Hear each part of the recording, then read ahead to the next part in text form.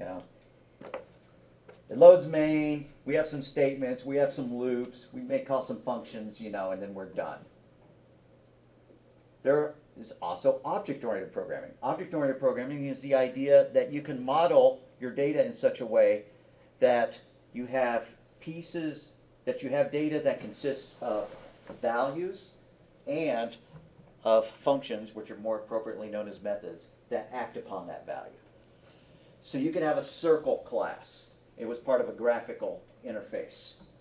And your circle class, you know, what do you care about in a circle? Where it is on a screen. Maybe it has some X and Y coordinates. If it's a drawing program, you care about what color it's filled with and what color the outline is. You know, whether it's transparent or not, that's called the alpha, you know. If it's got, you know, an alpha of 0, then it's completely transparent. If it's got an alpha of 255, you can't see through it, you know, it's opacity. So if you want to change where it is on the screen, then you might call a function on your circle object, a method on your circle object called setXY. And you could pass it new parameters. And then when the graphics program was coming along, it would move that circle to the new place. We're going to come up with a different program rather than you know, a graphical user interface drawing program, which would be cool. Can't do that in, you know, an hour. So procedural program are the processes, the actions in the program. Object-oriented programming is based on the data and the functions that operate on it. Nowadays, everything is object-oriented when you're using an operating system like Windows, you know. Everything you see on the screen is an object. This menu is an object. It's got some data associated with it. It's got a title, you know. The button, the menu's got a title. And then it's got some items in it. And it responds to clicks, you know. If I click on it, something's supposed to happen. When I mouse over it, something happens. So it has all sorts of methods attached to it, and it's got all sorts of pieces of data. And you have a printer object, you know, and you could send a reset printer command to that printer, you know, printer.reset, or printer.print, and you give it a document name, and it's supposed to open that file and feed it to the printer. Or, you know, printer.get list of jobs, and it would show all the jobs that were currently on it, and then, you know, printer.cancel job, and you could pass in a job number, and it would kill it. That kind of thing. So it's objects, it's data, kind of like real world stuff, you know. I'm a person, I have a name, you know, I have a state, I'm alive right now. And then if you do Jeff.kill and kill me, I wouldn't be alive anymore. Please don't do that. If data structures change, a lot of functions must also be changed. Programs, well, I'm just going to skip that. So object-oriented programming terminology. You have classes and you have objects. The class is the blueprint. Like if you're going to build yourself a fancy house, you go and you get a blueprint. That's not the house. It's just a blueprint. It's just instructions on how to build the house. And then you hire a construction team, and they actually go and build your house. That's the object. It's an instance of the blueprint. You like your house so much, you give it to your neighbor. He hires a construction crew. They make that house. Now you have two instances of that class, of that blueprint. So an object is an instance of the class. And we're going to be kind of toggling between those two terms, object or instance. And then the class itself, oh, and we've skipped defining what a structure is. That's all right. The class is the blueprint, and the object is what is an instance of that. You have a string class, but you don't have a string until you actually declare a string variable. String s is equal to hello world. You have a class, and it's somewhere, you know, down in the guts of the C, you know, header files. But until you actually create a string object by declaring it string space, and then you give it a variable name, s1 is equal to, you know, and you give it some data, you don't really have an object. You just have a class. The class is the abstract thing. The object is the manifestation of it. A human is an idea. It's a class. You know, Jeff is an example of a human. Jeff is an object of class human. So the class is a blueprint. objects of the house is built from the blueprint. Now, different books call these things different things. This textbook is saying that the members of a class are known as the attributes. Okay, we will give an example of that very quickly. And then the methods, also known as the behaviors, are functions that act upon that class. So let's come up with a sample class. I'm sure they got a sample, but we're going to come up with our own.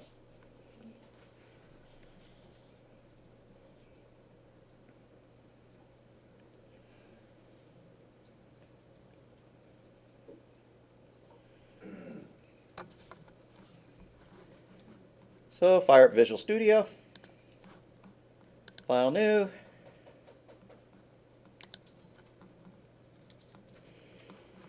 empty project.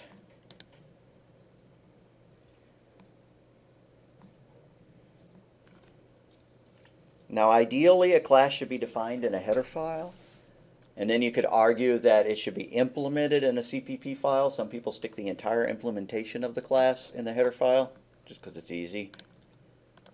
But we're going to just put all of this stuff in one file for now. So new item, source.cpp, whatever. I need my boilerplate.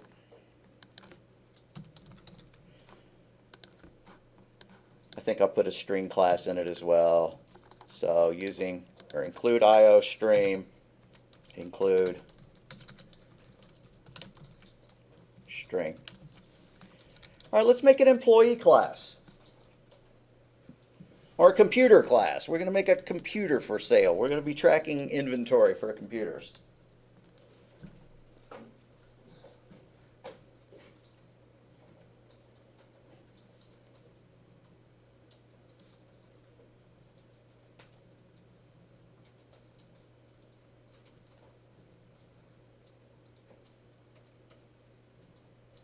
Alrighty, and I botched my screenshot here.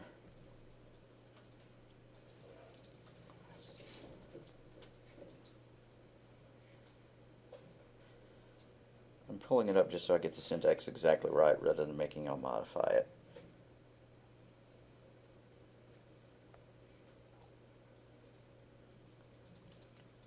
So you use the keyword class to define your class. So something like this. Class employee. Now over the years people have come up with the tradition that all class names start with an uppercase letter, and all data, all objects, all variables, and all functions, all methods start with a lowercase letter. With the exception of constants, which people make in all uppercase letters. Anyways, okay, so we're going to define, I think I called it a printer rather than, let's just do employee. Okay, so we have an employee. The employee's got a name. The employee's got an ID. I should make the ID, an int rather than a string. I'm going to leave it a string anyways. And then the employee has an hourly wage, hourly pay. Again, I should make that a number.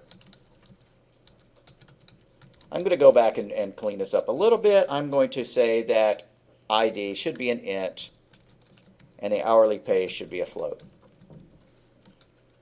It doesn't like that.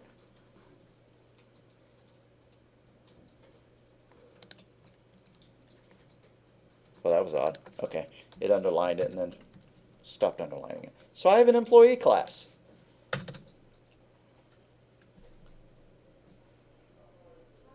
Now I'm going to add some methods to it. Now I can use a keyword to determine whether or not the client code can see that data or not. Data, excuse me. If I put the word private : in front of all that stuff, that means that these member variables, which the textbook called attributes, cannot be accessible from the client code. And I'll show you what I mean. Let's create an employee. Class, nope. Employee E1.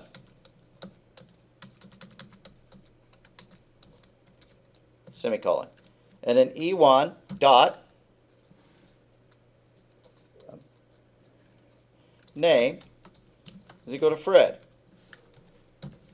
That's going to be an error because all three of these variables are private, meaning that the client code, which is the code that uses the class, cannot change them or get a hold of them. If I move my mouse over the error, it says employee name is inaccessible.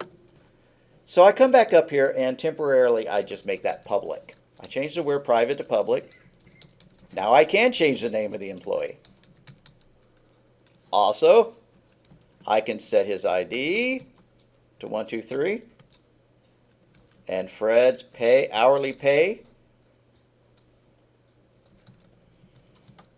is $100 an hour. Must be nice. There we go.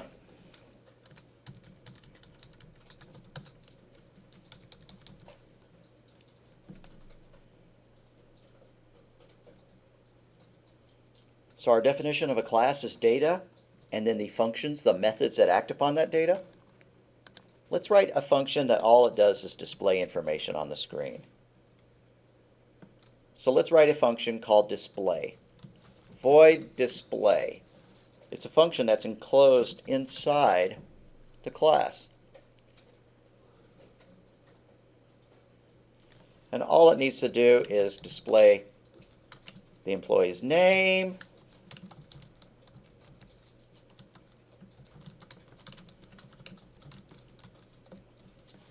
and I'm going to copy and paste that so that I can also make it display the ID and the hourly pay.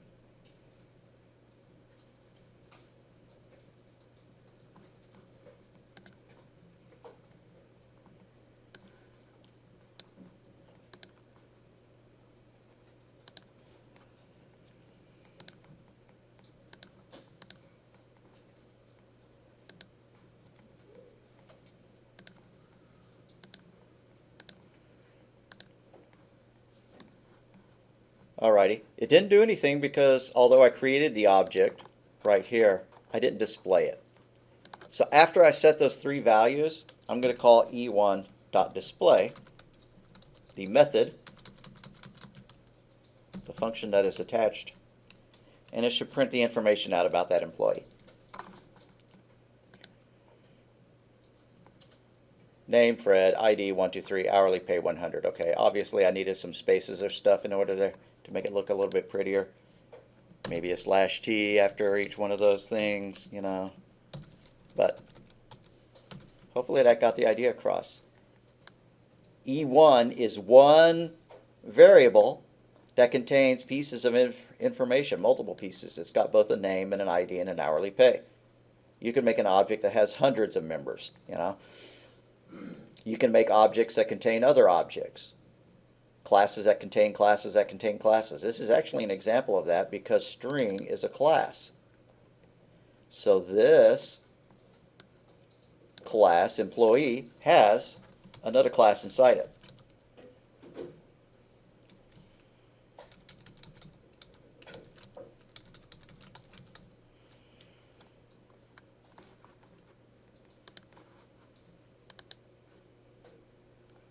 Well, the code has changed since I paused it. Uno momento. Alright, okay. So that worked. Here's what we did to our object. We added a constructor and we added a destructor. The constructor is called when the object is created. The destructor is called when the object is released. The way we are triggering the destructor in this case is by making it fall out of scope. These two curly braces are the scope of this variable. The variable is created here, and then when we hit the close brace, the variable is destroyed. It is released.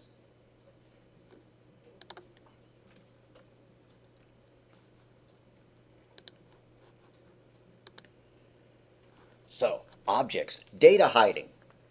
The idea of data hiding, also known as encapsulation in some books, is the idea that you protect the data by making it private, and then you only provide methods that can make valid changes to that data so that the object is in a good state at all times. And what do I mean by that? Our employee class. We could make that pay rate attribute private so that the code couldn't change it directly, and then we could instead provide a set pay rate method. And set pay rate could do things like make sure that we're not setting a negative value as a pay rate, because that would be an error, or a pay rate greater than, $10 million an hour, or whatever the limits that you would want to define for that data type. And so you are hiding the data by restricting that data so that it can't be changed directly. It can only be changed by the methods so that you can do some validation on it. Let's do that. We're going to take this ID, cut that ID, paste it above the word public, and then above that, put the word private. That declares the ID as being private. Why did I do that for ID? I really wanted to do it for pay rate. Okay, I moved ID back down to being public. And I'm changing hourly pay to be private. That breaks our code down here. If I look, there's a little red error, because we can no longer access hourly pay directly. So we need to provide a method that could change that value. Would validate the data to make sure it's good data. So I'm going to stick it above the constructor. I'm going to call it set, maybe I'll make it a Boolean. Bool set pay, and it's going to accept a float as the pay rate.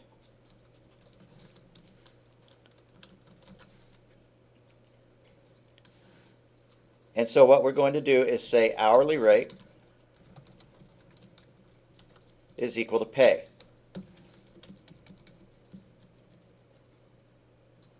And then I'm going to get an error. Hourly rate is undefined.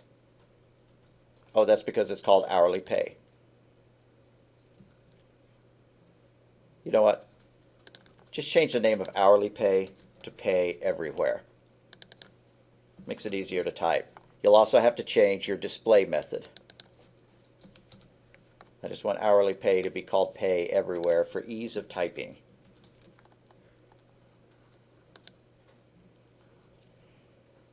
So this is a setter. You can also have getters. But yeah, you can also have getters which would return that value in case you need to access it in the code below. Because right now, there's no way to get that value back out. But we do have a setter. We could go down into main now and call setPay. So after you get that function in there and you've changed hourly whatever everywhere to just the word pay, okay, now this is a mistake. Pay is equal to pay is not good.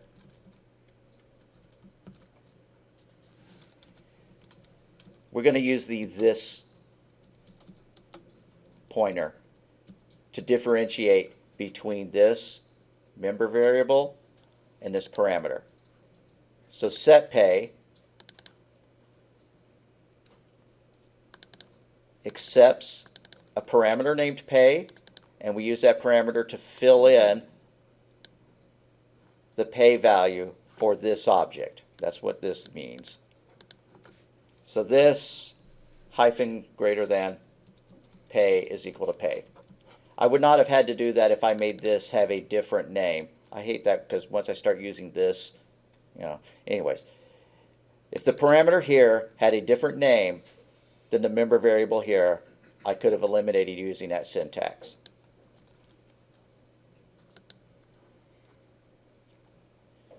I still have an error because down here, where I set what used to be hourly pay, I can't do it like that anymore. I need to do E1 dot set pay, parentheses, $100 an hour. So we no longer have direct access to that pay variable. We only have indirect access to it via the methods.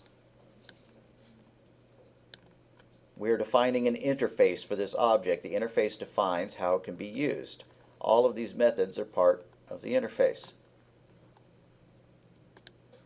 Okay, so let's make set pay make a little bit more sense. Let's make it rule out negative pay.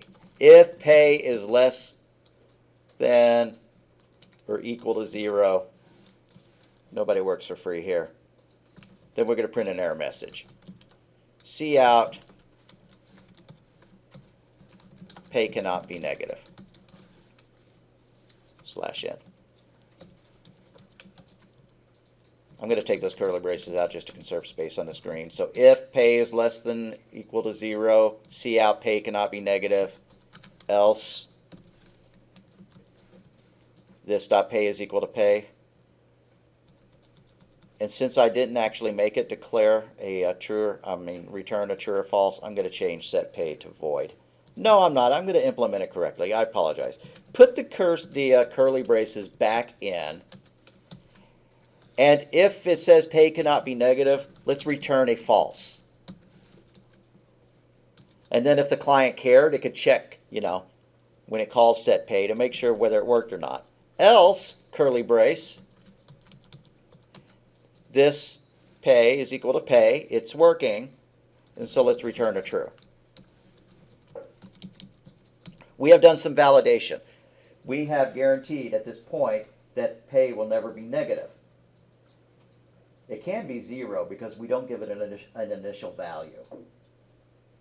And inside an object, if you don't give something an initial value, it defaults to either being null if it's an object, or a 0 if it's an int or a float, or a false if it's a Boolean. Alrighty, I'm still getting errors down here. What have I done wrong?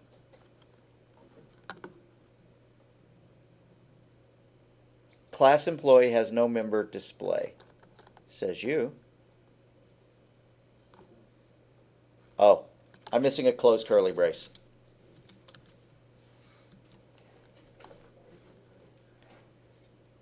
And I'm still getting an error about hourly pay.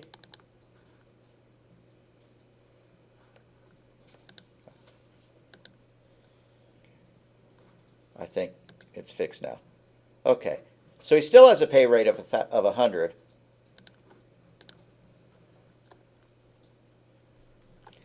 Let's write one method that would set all three values, so that we could set the person's name, we could set their ID, and their pay with one call rather than 3. I better first check to make sure. Okay. Let's scroll down to the bottom underneath display. It doesn't really matter where it is. Void set vars. I'm just going to call it set.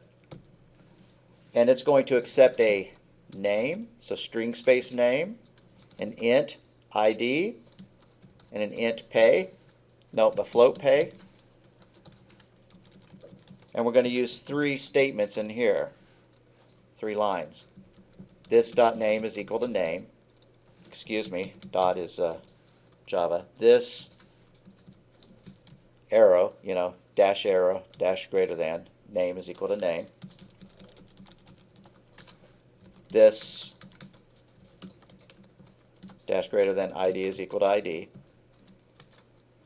And this dash arrow pay is equal to pay. So the name of this employee is whatever we say it is when we pass it in. The ID of this employee is whatever we pass it in, and then pay rate.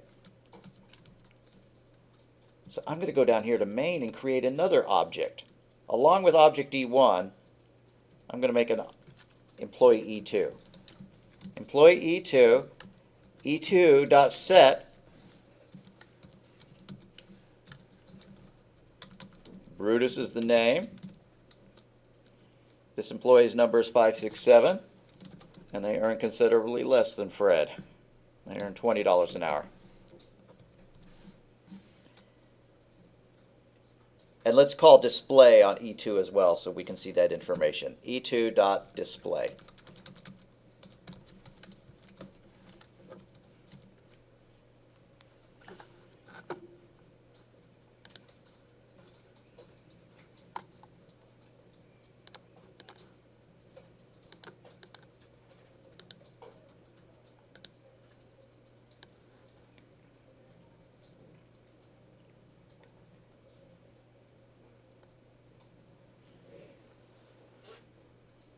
So if we compare our output to our code here in main,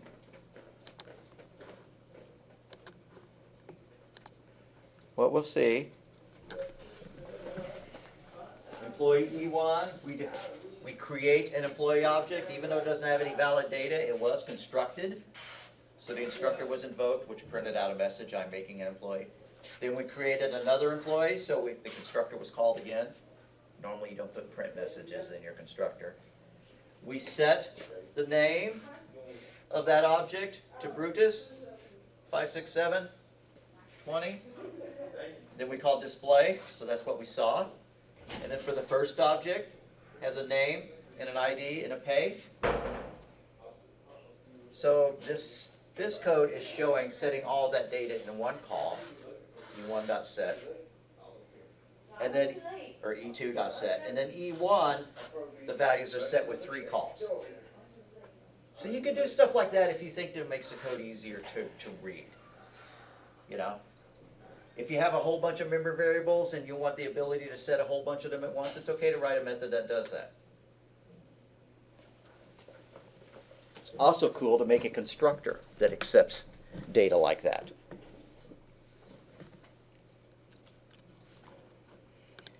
Alrighty, we're going to make a different kind of object now, a rectangle class. So above main, let's do class rect, and for now let's just make everything public.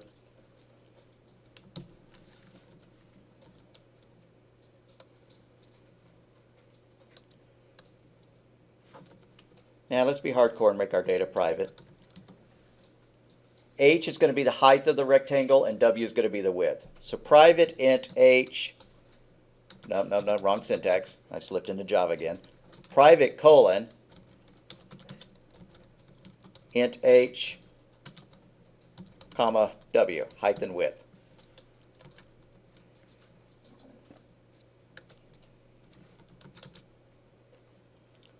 Let's make a setter that sets both of those. Void set, parentheses, int H, int W. And then that same syntax. This H is equal to H. This W is equal to W. Now what do we care about rectangles? Well, we usually ask for the area of the rectangle, and then maybe we'll ask for the perimeter of the rectangle, you know? So let's write 2 functions. Since the data is declared as ints, then we could assume that a get area or a get perimeter could return ints, or we might decide that later on we're going to make ints, you know, we're going to make these accept doubles.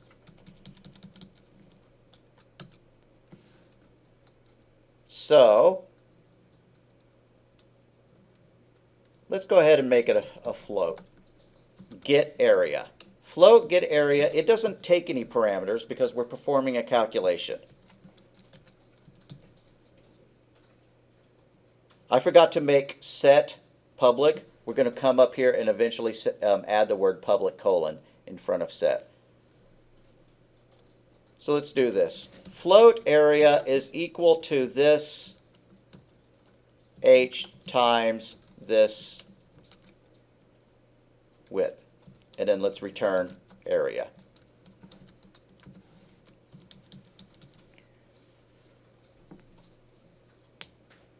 Let's write another one called get param for parameter. And the parameter will be, you know, the height plus the width plus the height plus the width, because you're walking all the way around it. Or 2 times, parentheses, height plus width. So float get parim, P-E-R-I-M.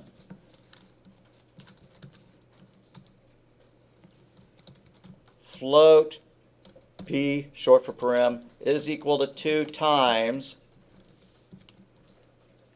this h plus this width, and then return that p value.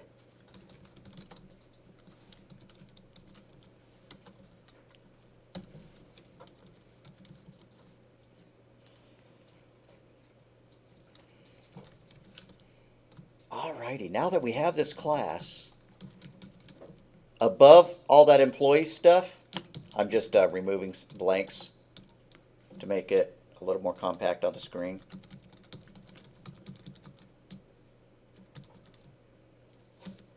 Go down to main and create a rectangle. You know, rect space R1. And then call R1.set, passing in 2 values, you know, 10 by 10 or 20 by 5 or something like that. And then lastly, print out the area. So those are the 3 things I want you to do on your own. I'll put a little comment up here. Create a rect named R1, set the values, and then print the results of, you know, of R1.getArea.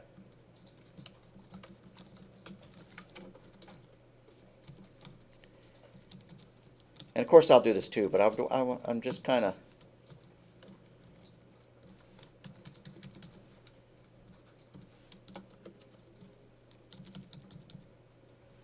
want to give you all the chance to do it.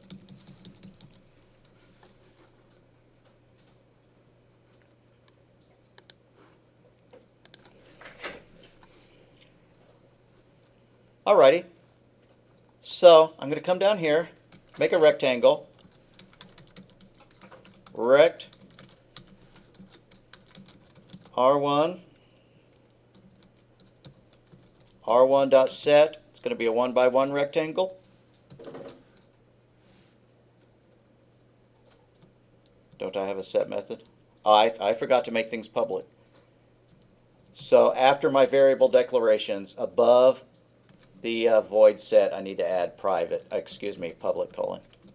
Y'all must have already done this when I mentioned it. I didn't do it.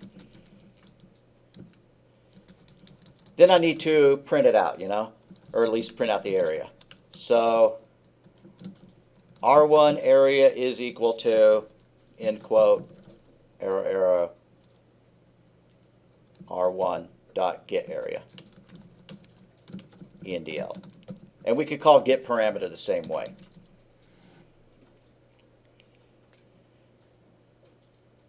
All right. Guess I'll make sure everybody gets a chance to do that. Then we're going to put a class in a header file with its body in a different CPP file.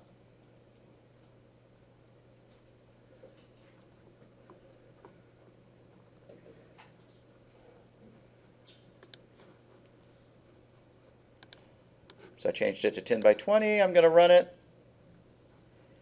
And there we go. The area was 200. All right. So why are classes cool? Why are objects cool? Well, you know, in the beginning of our class, we pretty much have always just been dealing with one particular set of data. One person's height and weight, you know. One person's, you know, set of test scores or whatever. Here, now we have it set up so that we're dealing with multiple sets of data at the same time. We have 2 employees. creating 3 rectangles would just be a matter of doing rect R1, comma R2, comma R3. You can do a lot of things with classes in this language that you cannot do in Java. Those of y'all who haven't taken Java don't care a bit about that. But you can do what's called operator overriding, so that if you wanted to let somebody add 2 employees together, you would define what the plus sign means with respect to 2 employees. Now, I don't know what adding 2 employees wouldn't do. Maybe we can write a circle class where the plus sign would, add the 2 radiuses together to make a larger circle or something. And in a lot of cases, that doesn't make any sense. But you can define, let's do an override. Let's make a rectangle set that accepts only 1 variable rather than 2. So if it's a square, we don't have to pass in 2 numbers. So underneath this set, let's do another one, set, and all it does is take an h.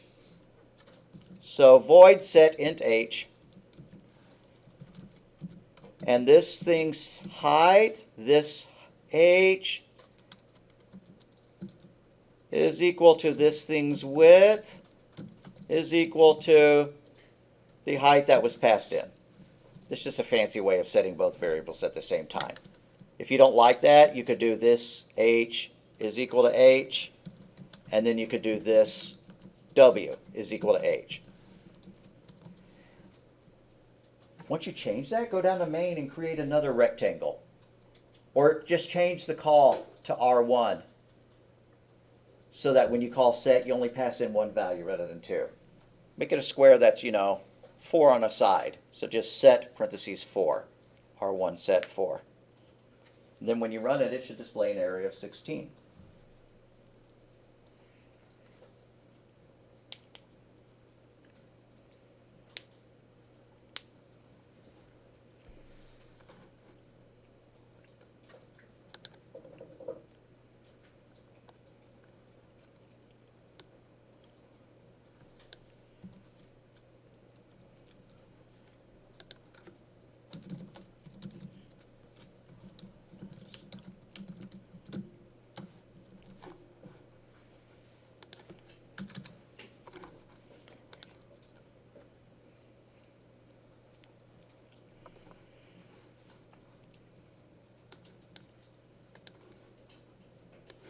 If you provide 2 methods, 2 functions with the same name,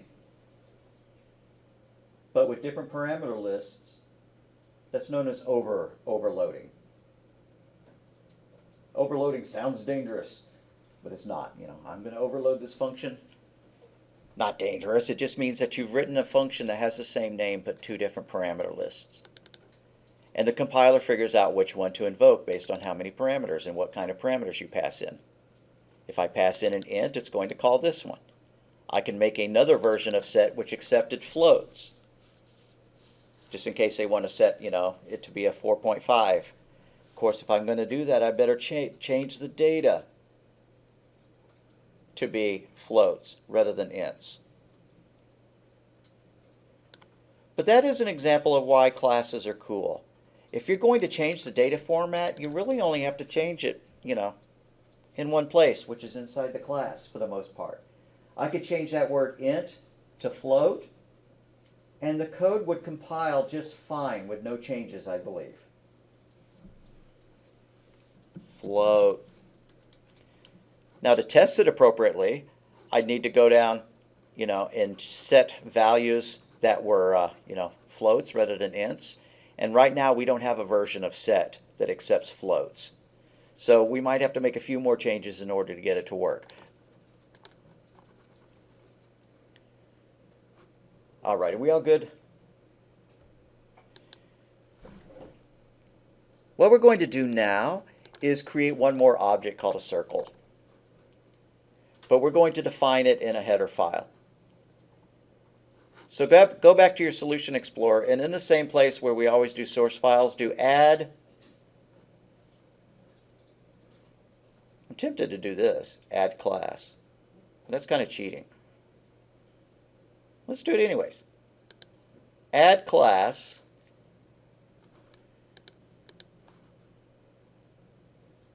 We want it to be a C++ class.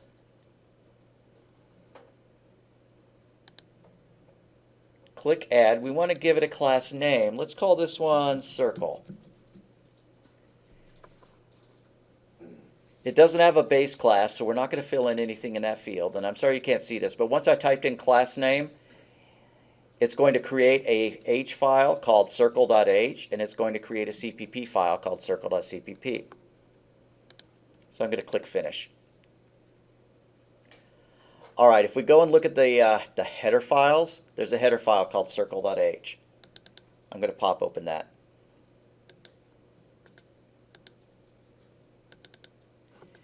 We see that it went ahead and added a constructor and a destructor, but these are prototypes now. They're not actually methods. They're not actually functions. They don't have curly braces with code in them.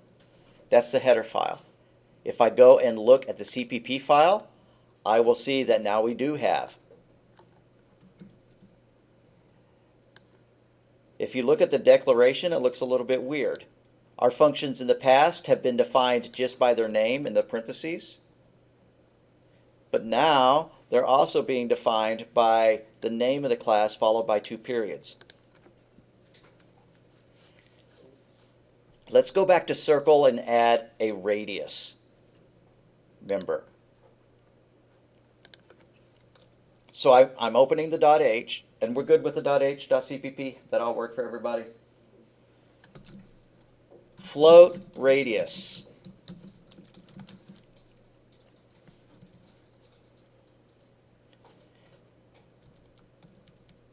And down here under public, let's make a get area.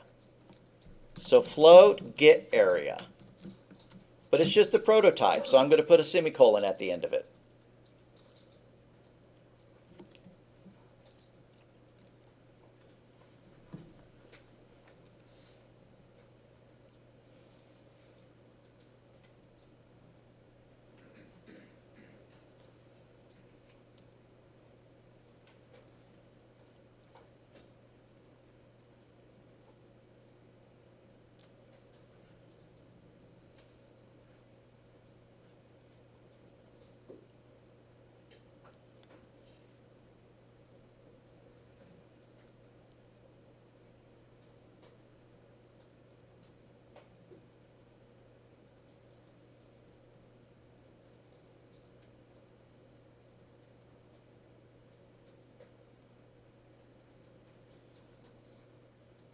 Alrighty. So let's go into CPP now and implement get area. To make it easy for me, I'm just going to copy that line so I don't have to remember it, and go to circle.cpp and paste it. But it's not a prototype anymore, so I delete that semicolon and I put the curly braces because I need some code. And it's a part of the class, so I have to preface it with circle : : and I've goofed that, excuse me. The circle : : goes after the word float. So it says float, circle : : get area. Now we're going to put the body of the method in here. Float area. Area is equal to pi r squared, so 3.14159 times, the radius. This arrow radius times this arrow radius.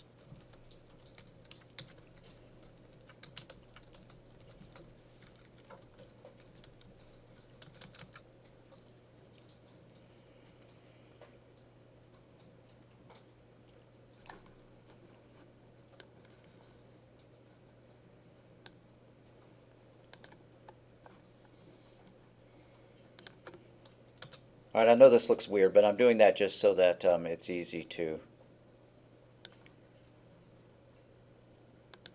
get it on the screen. Now that we have a circle class, I'm going to go back to main in the other file,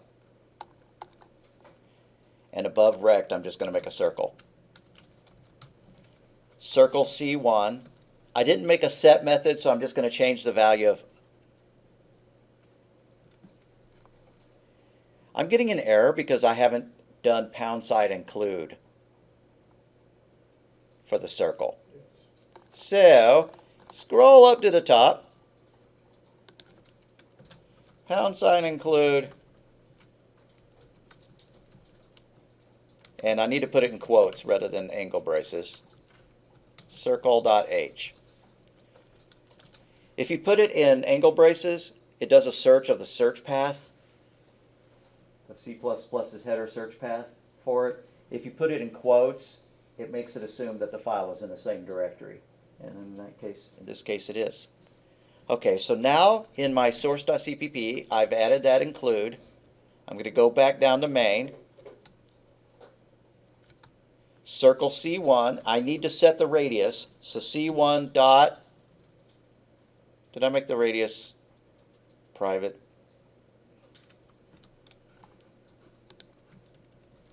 Go to circle.h. Indeed I did, because I didn't put it underneath the word public. Which tells you something, that a class's members are private unless otherwise identified as public. So I'm just going to put the word public there. And since the word public is there, I don't really need that word public down there either, but I'm just going to leave it. Okay, going back to CPP. C1.radius is equal to 10. Cout area of C1 equals C1 dot get area.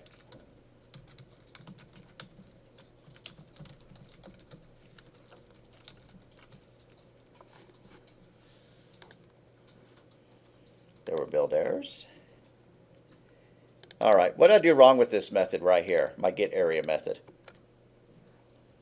I can tell you the error that it's telling me. You didn't get a return value. Yeah, I never returned it. I calculated the area, I never returned it.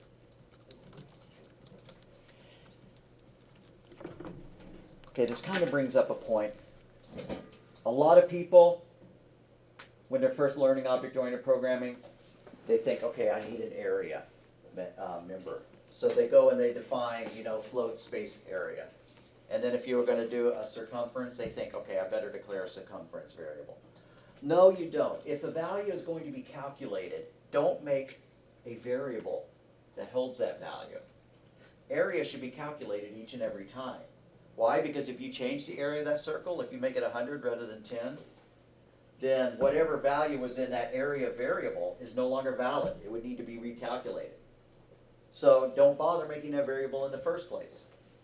Just calculate it on the fly each and every time you need it. Maybe that's good enough.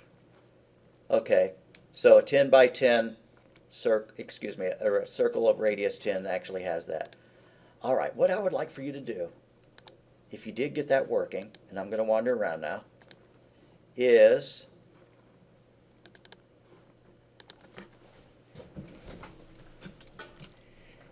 add a get circumference.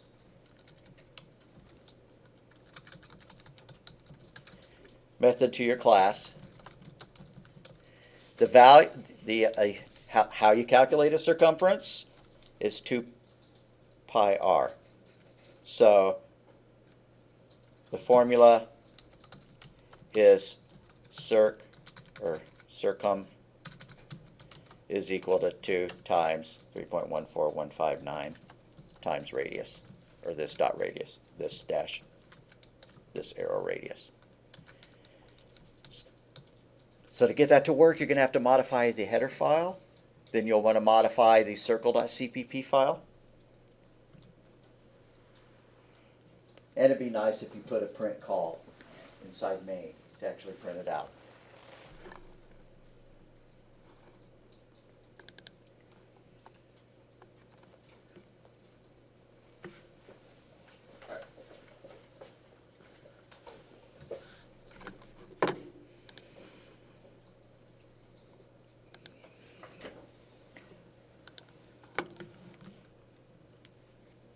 So I'm going to add, actually I'm real curious. Back there. All right, so we're going to do a get circumference. I probably ought to put it in the header file first, but I have the CPP open here, so I'm going to do it here. Float circle colon colon get circumference.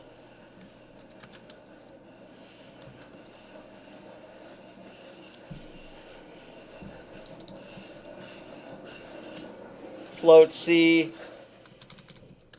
is equal to 2 times 3.14159 times this arrow radius, and then return C.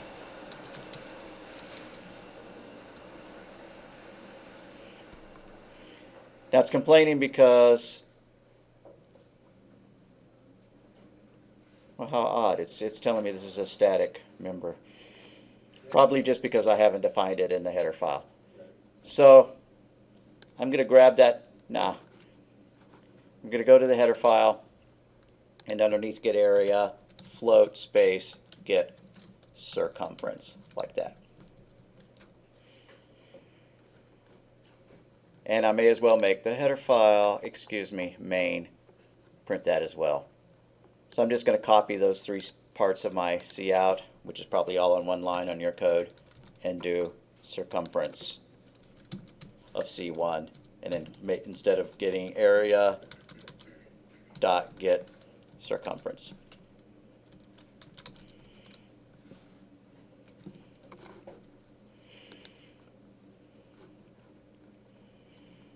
All right, I believe it. I can't prove it without pulling out a calculator, but I think that's it.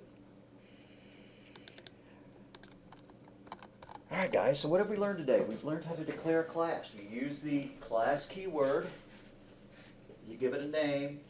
Inside the braces, you put your data, your attributes, your member variables, and then you put your functions.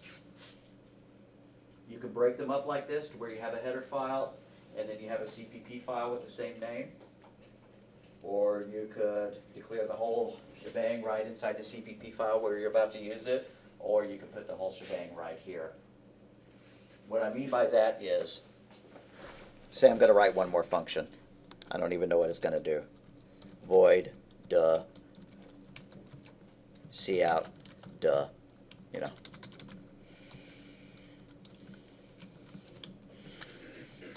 Like that. So even though this is a header file, I stuck a function right in it, a method right in it. A lot of people do it that way. It's certainly a lot easier than, you know, breaking it up so that you have to edit a CPP file for every change that you make in the header file.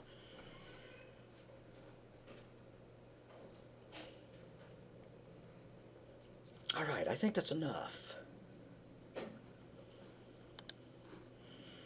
So we have a Dropbox. Oh, go ahead and give me your 2 CPP files and your H file for that.